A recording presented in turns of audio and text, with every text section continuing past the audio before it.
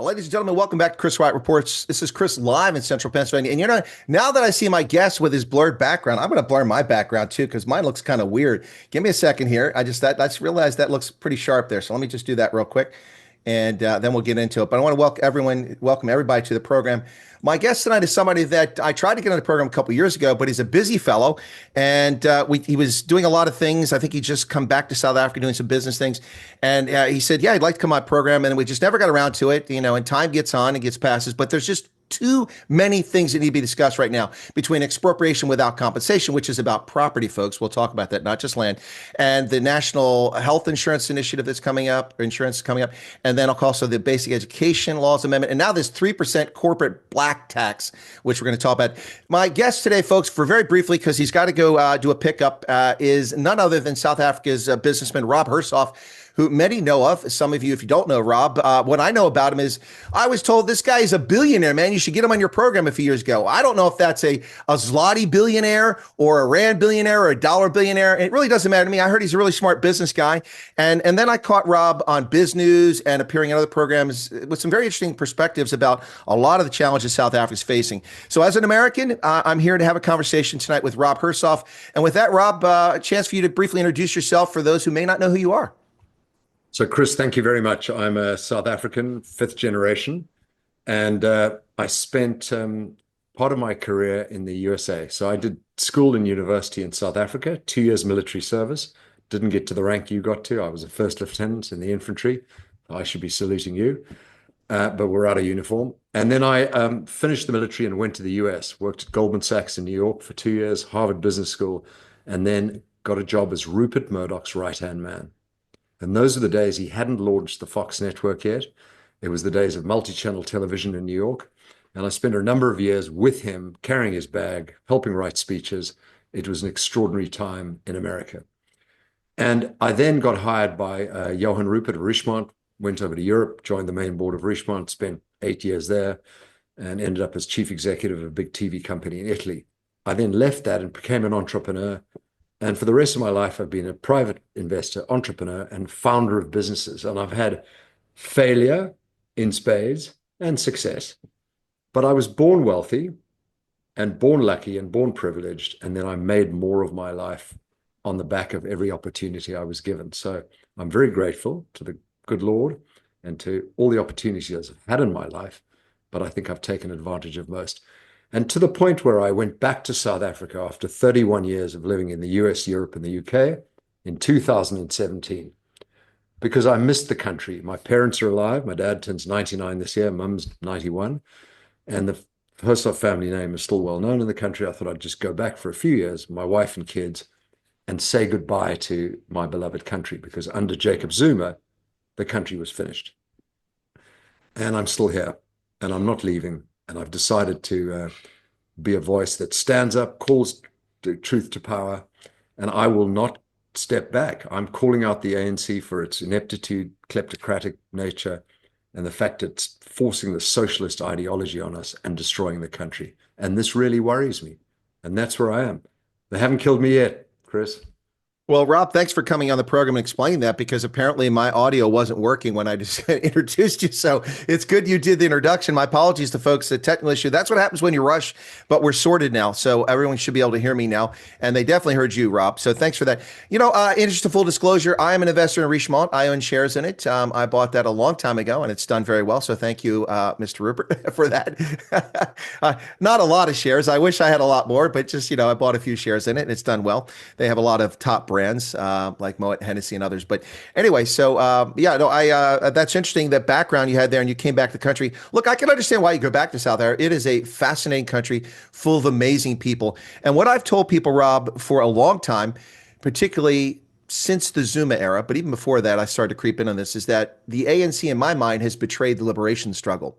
This is a party that's focused on craven political power, self-aggrandizement, and self-enrichment, almost pathologically. Would you agree or disagree with that statement? 100%. They lived off the Liberation Army. We liberated South Africa, and they've never grown up. They've never learned governance or government. In fact, they've taken all their Soviet era propaganda, moron thinking on Marxism and communism and socialism, and stuffed it down the throats of South Africa and destroyed our economy as a result. In 30 years, from 1994, when we had our first democratic election and the ANC won, Rwanda, that same very year, was at the peak of its genocide.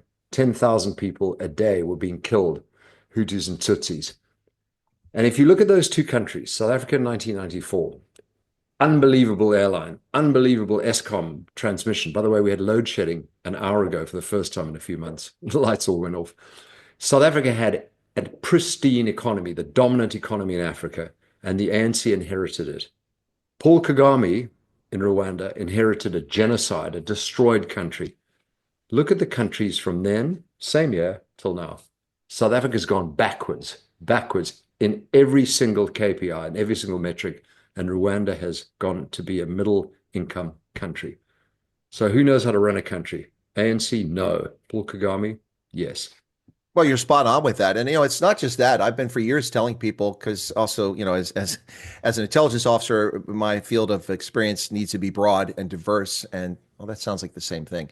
That's it's redundant. But anyway, it's very, very deep. I have to look at a lot of things. And I've looked at economics over the years and have background in that as well. And it's fascinating to me to see where Africa and where Asian states were at the end of the colonial era. Most African states were far more successful and advanced, had higher GDP per capita and higher literacy rates. Yeah, higher literacy rates, better health conditions, better educational systems, and also better infrastructure, which was put in by colonial powers, than, say, Singapore or Malaysia or South Korea or all these. Of course, South Korea was devastated in the war by the Japanese occupation. And now we jump forward, and it's amazing. Even South Korea, as late as the 1970s, was behind much of Africa.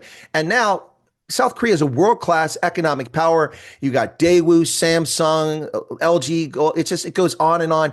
And they got there different ways. Singapore got a different model than South Korea had. I'm not saying any of the models are good, but all of them tied in some way to free market capitalism to one degree or another. And Africa has gone completely opposite. South Africa's infrastructure's collapsed. The rails are robbed. The tracks are ripped up. The power lines are gone. The communication lines are gone. Potholes everywhere. The airports are horrible. The ports are the worst performing in the world.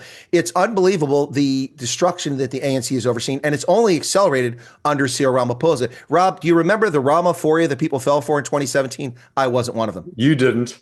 You spoke out. You said, I'm not a believer. And you're right. He was vice president under Zuma. Zuma, who, absolutely ripped the shred out of our economy, let people loot and steal as much as they want. Cyril Ramaphosa was his vice president. By the way, before we dive into it, I just want to make a shout out. There are, of the 55 African countries, I've been to 35 of them, there are some performing well with good government. I'll just shout out quick: Rwanda, Sierra Leone, Ghana, Cote d'Ivoire, Senegal, Mauritius, Botswana, and then some little ones: Botswana, Mauritius, maybe Seychelles, maybe Namibia. But that's about it. Maybe the rest are disasters. Yeah, I would go with you.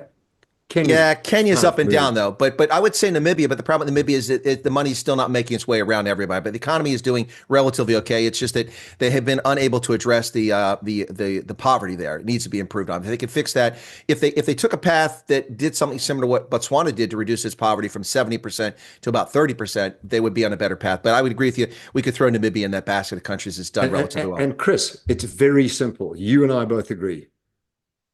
Socialism doesn't work. Communism doesn't work. Capitalism, free enterprise works. End of story. And how can people be so stupid to still believe in communism? It's like the Easter Bunny. Yeah, that's a good point. The Easter Bunny.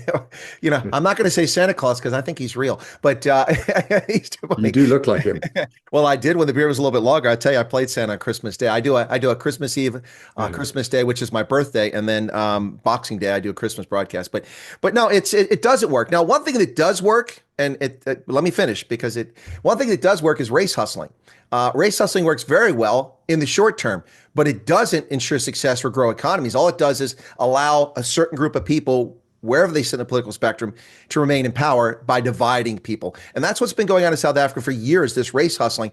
And it's unbelievable. It just goes on and on. I saw Zuma's comment about his daughter, what are they doing? This poor child, all she said is, we see you. I mean, she didn't even say, we see you, black man.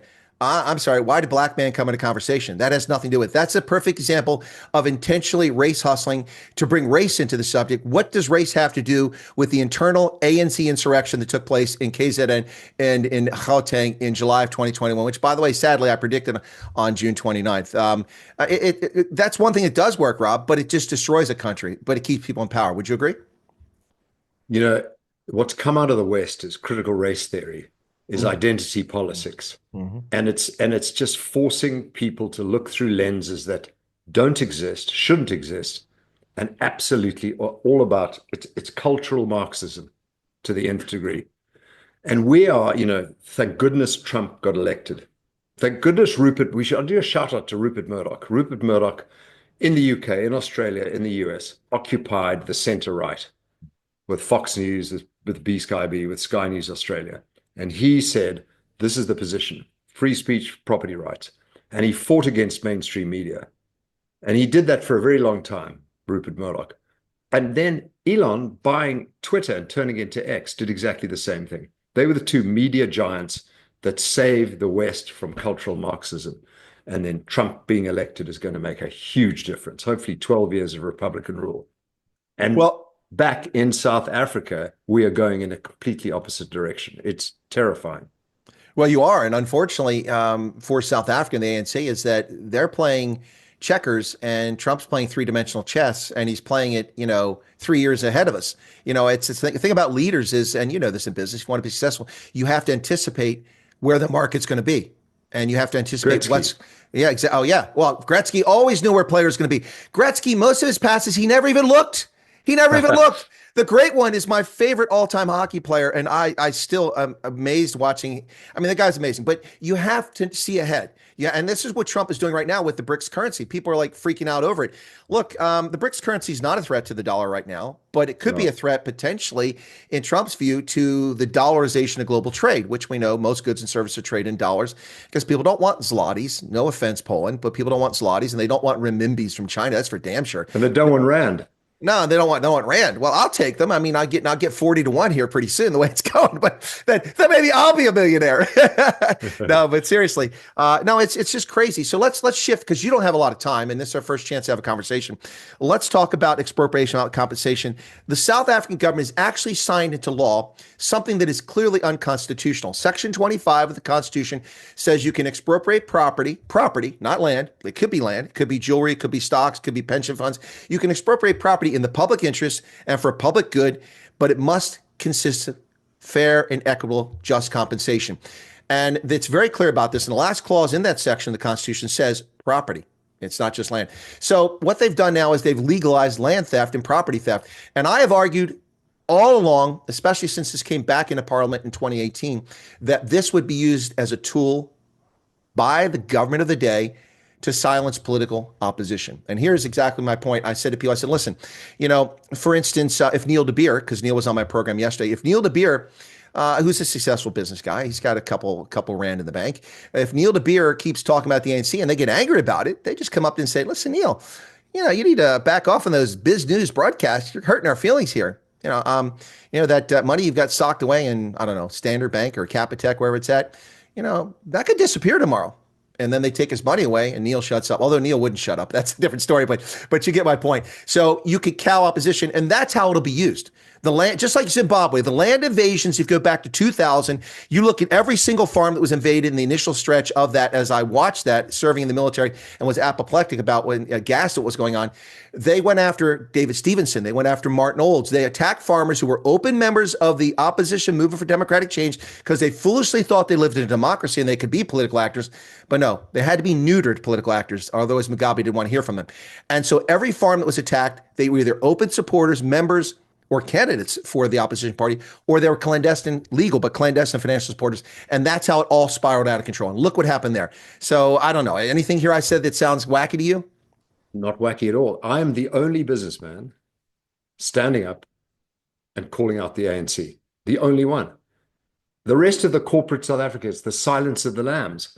And there have been occasions where Alan Pullinger of RMB, who's now retiring, has stood up. Michel Leroux of Capitec, he's been brave. Gareth Ackerman said a few things. Neil Froneman has been tough as nails. I mean, he's a hero. Sibanye Stillwater. but it's one hand. I can name them on one hand.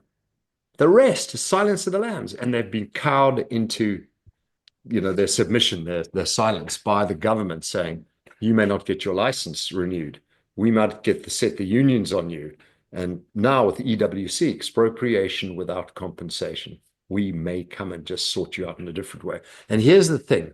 If you want to kill foreign direct investment, no one's going to read the words of the law. They're going to look at the expropriation without compensation. That's as good as death knell for foreign direct investment, regardless of what the actual bill says. They're morons. The ANC are morons. But I think, is this malevolence or incompetence, what's going on in South Africa? Well, EWC's malevolence. The destruction of the rest of the economy is mostly incompetence, putting idiots in charge of important parts of the economy, which they've done for years. And Cyril's been part of that. But this is malevolence. And this is very scary. And why I want to be on your show and I want to start speaking internationally and not just on South African podcasts, it's a cry for help. It's a cry for help. Internally, we're not going to be able to fight against this. And Elon Musk said to someone, I wish I'd, before the show, found out who it was, but some South African, I think Rian Barnard or Gary Player, very recently, with Trump playing golf, and Elon was walking along, and the guy said, hop into my golf cart with me. And he said to Elon, I'm South African, you're South African. Do you care anymore? Do you really think South Africa stands a chance? Do you really?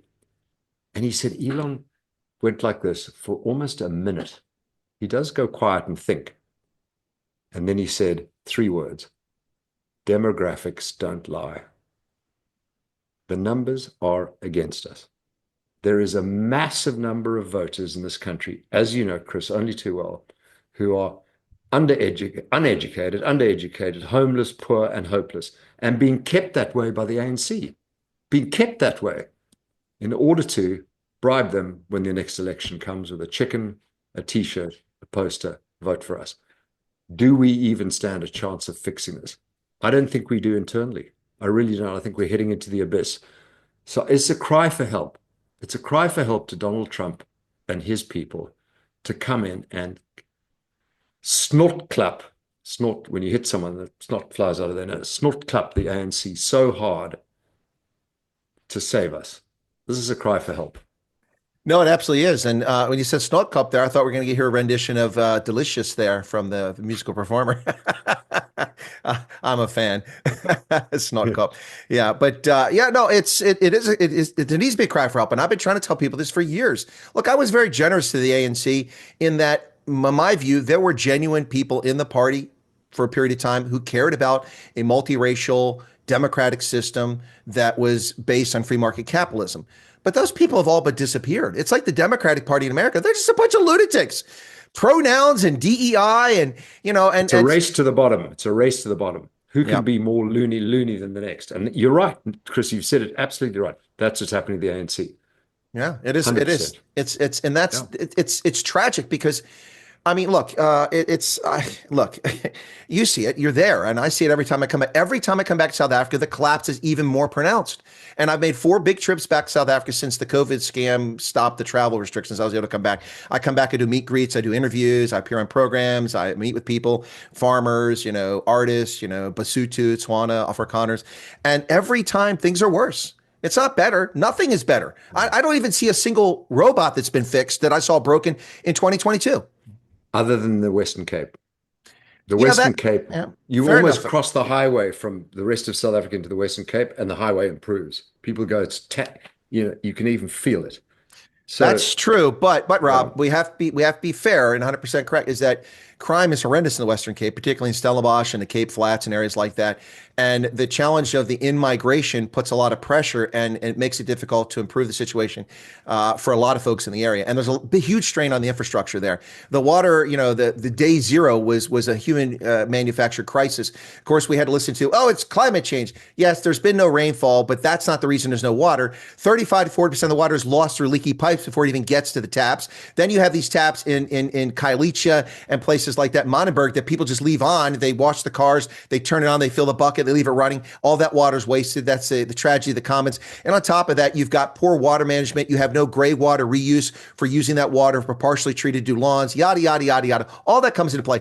There is plenty of water in Cape Town. There would have been plenty of water if it had been managed properly. And that's the fault of the National Party, the ANC, and the Democratic Alliance, all of whom. So you're not papering over it, but I want to be clear that we're objective here for the audience, that we recognize that the Western relatively. Oh, no. It's here's you got to Joburg. Joburg. It's collapsing. Oh, no doubt about it. I mean, I went through what I felt I was in the Congo, driving through the west side of Joburg recently, coming down. I was going back to Northcliffe and avoid a traffic jam around the Beltway. I went out through the townships. Oh, my God. Well, I was coming from the south of Joburg, and instead of coming on the highway around, we decided to come through the city to see what was Angloval House, 56 Main Street, which is where my grandfather founded the big mining dynasty that we benefited from. And it was like Mogadishu. It was actually frightening. And this guy on a motorbike, I had my window down slightly. I was in the passenger seat. The guy on the motorbike said, "You whiteys should not be here in town." Like, you whiteys. This was Mogadishu. And South Africa is collapsing at the seams. And Elon Musk's comment, demographics don't lie, is terrifying. It's basically saying, do we even really stand a chance? I don't know. I'm really having my doubts. Well, I told people the time to save South Africa is in 2021 municipal elections. I spent months covering the election before it even happened, before the parties even announced their campaigns. And then I interviewed 42 candidates from 6 parties. I won't interview the EFF, and I won't interview MK, but the ANC turned me down. But I interviewed a lot of minor parties plus DA. I interviewed 42 candidates and had the most extensive coverage of that election. And I just asked people to go out and vote. And only 31% of people showed up to vote who were eligible. And I said, this is why it matters.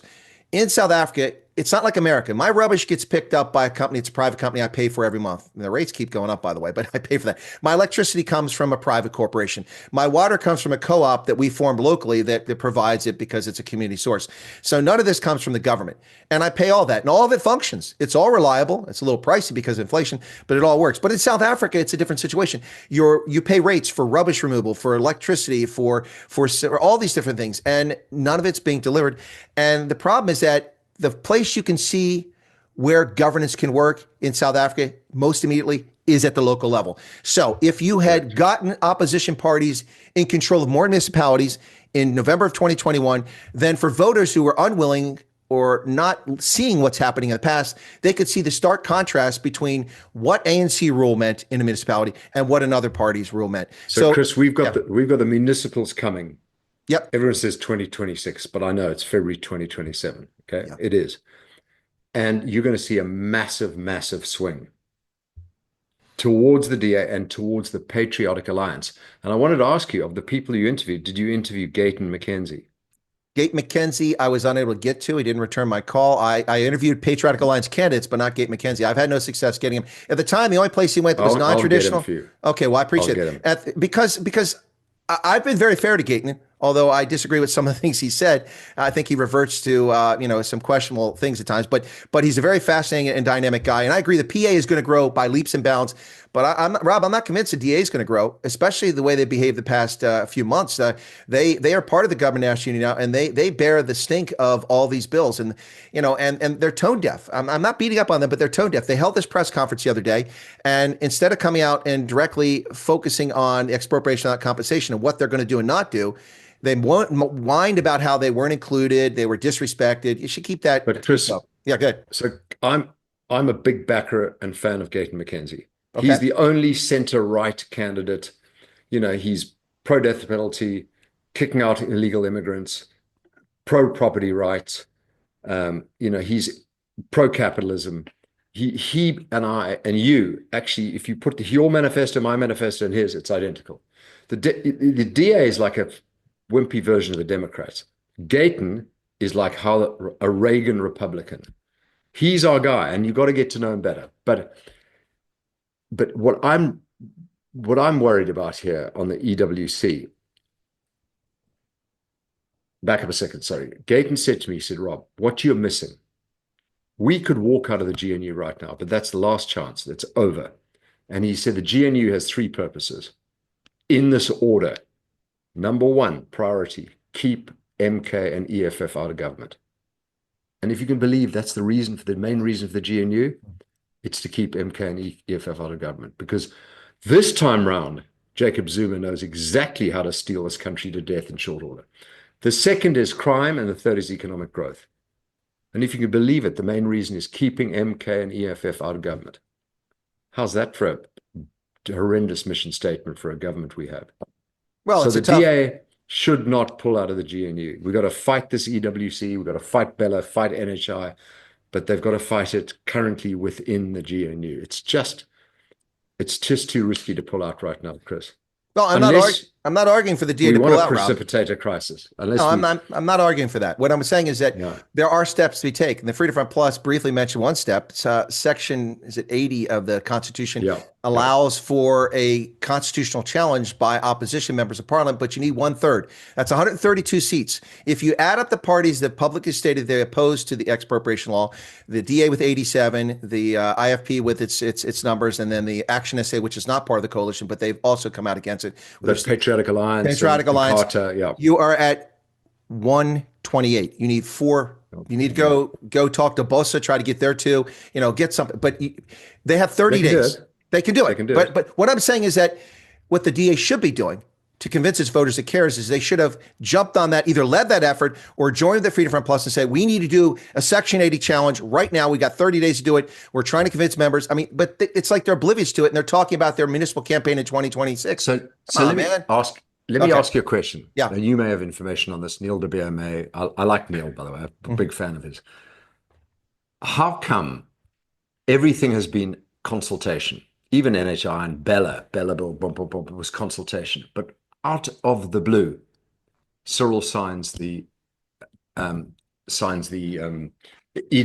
Act, expropriation. Garrett McKendy was on his way to a rally when someone called him and said, Cyril signed it without consultation. The DA were caught flat-footed. Everyone was caught flat-footed. Why did he do that without consultation? I think somebody has something on him. Oh, yeah. And they're forcing him to do it. They either have him shagging a sheep or a buffalo, or it's bribery and corruption, or it's parlor times 10. And they basically said, you're signing this right now or else. There's somebody's got something on Cyril.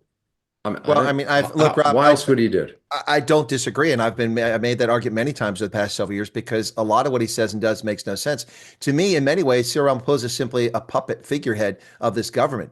I mean, certainly not a leader, and that's why when I don't know who put that speech in front of him, or if he's just dumb enough to call the Rwanda Defense Force a militia. That's actually a real military that's actually done peacekeeping and peacemaking. They would kick the Sandef's butts. Yeah. And that's what I just said in my video that I did this morning. I said, look, this is not a fight that South Africa wants, because the Sandef would get their butts whipped. And it's not one that Kagame needs. He's got enough security issues. But if the RDF goes across the border, they're right there. They have the logistics, their supply trains, their lines of communication. Sandef is cut off. They'll be obliterated. I mean, and it's not like South Africa can deploy to Rwanda and fight them. Do you know why? They're going to fly on. Do you know why Sandef are up there? Protecting Cyril and the ANC's private mining interests. Well, that's what I said. That's the only reason they're up there. Yeah. Well, it's no different than Zimbabwe and Namibia going into the Congo 20 years ago to secure mineral interests. They brought diamonds out, coltan, all that stuff. Jacquemines. Yeah, and then all we hear all the time, Rob, is how it's the evil Western multinational mining companies that are profiting from the artisanal mining there. No, that may be true to some degree, but most people making money off that are Africans. That's the reality of what's happening in the Congo, and no one wants to talk about that. Anyway. I'm a fan of Paul Kagame. I say it out loud. I tell it like it is. But Chris, I'm dying to find out how you fell in love with South Africa. I mean, I know it's probably not relevant. Maybe we do another chat. No. Let's do it right now, because we've got some people here that probably aren't familiar with my channel. They've come over. So I was, as a youth, and we're almost the same age. You're older than me. I'll let that out. But because I turned 59 again this year. So, and I'll be doing that till I turn 70. It was like when I was 29, I turned 30 for 10 years. I was okay with 40, okay with 50, but that 60 was a hard yard marker.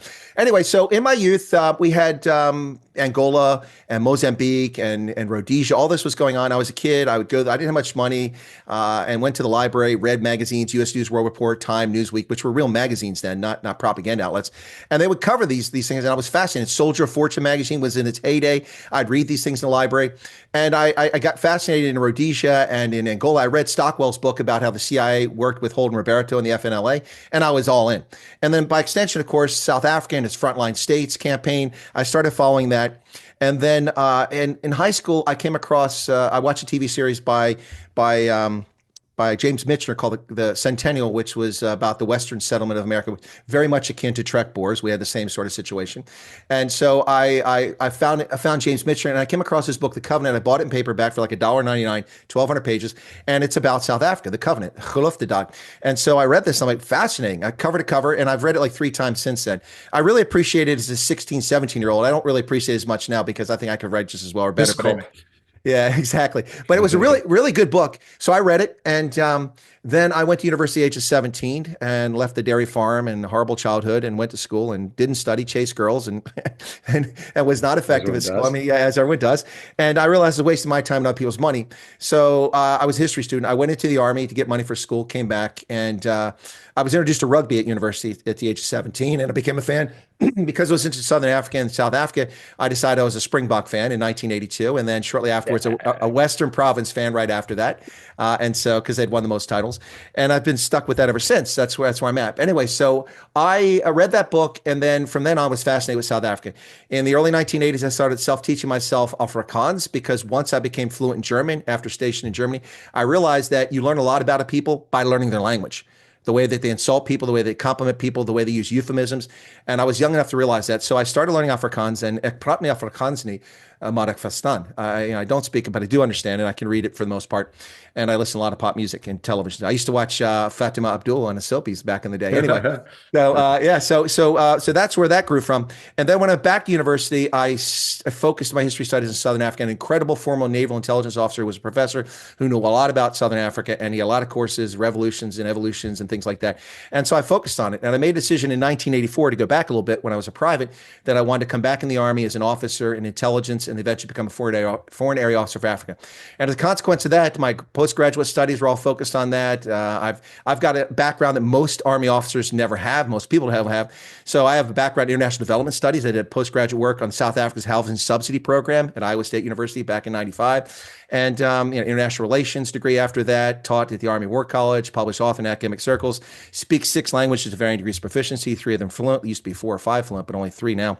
And I've been stationed in Tunisia, Liberia, Botswana, Malawi, Nigeria, Mauritania, Uganda, and worked in 38 African countries in total. So that's kind of where it grew from. Look, I mean, South Africa and America have many parallels with the settlement of the country, the history of the country, and the way things have developed. And the same thing with racism. We've had similar parallels there, and exclusion, but also both are, in many ways, even though we're predominantly a Anglo-Saxon white country, in many ways, we have very similar parallels to our culture and our development of society. There's a lot in common between the two countries, and that's kind of what did it for me. I mean, I read, White Tribe Dreaming by Mark de Villiers back in the day, and, and I also read all kinds of things from both sides of the spectrum.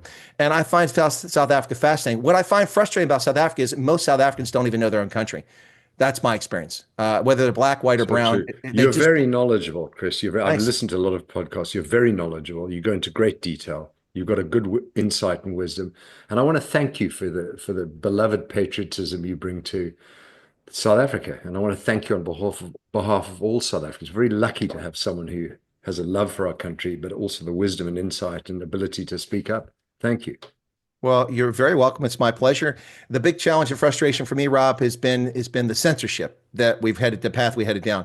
I had the misfortune of being a serving intelligence officer, not a misfortune, but when social media took off, I was in the intelligence world and working the Army. I couldn't go on social media and speak my mind and do analysis. And the Tim Pools and the Crowders and the Candace Owens, they could all do that when the social media companies needed them to grow. to get audiences. The censorship regime didn't start until around the time that I started doing it.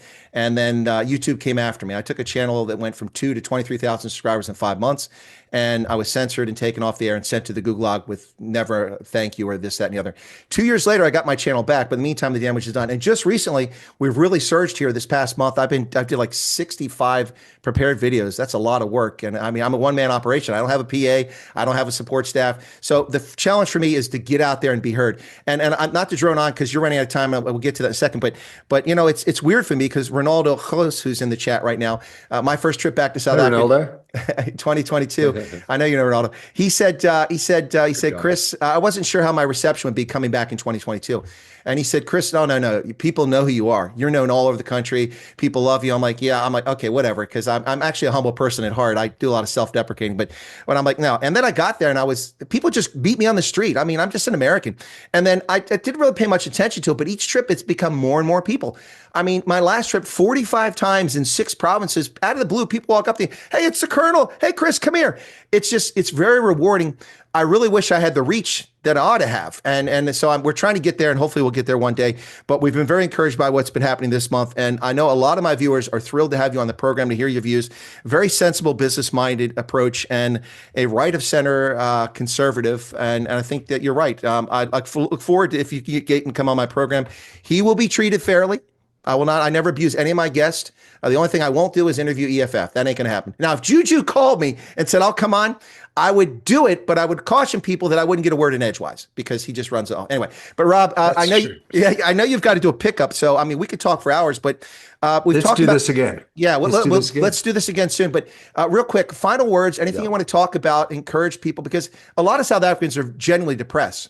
I mean, they're very like, what's going to happen?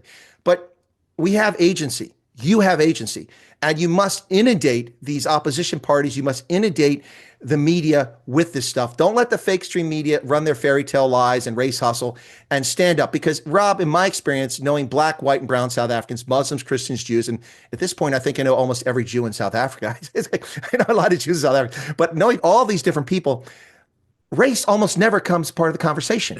Never. It's the social media glitterati. It's the media and it's politicians who use it as a cudgel.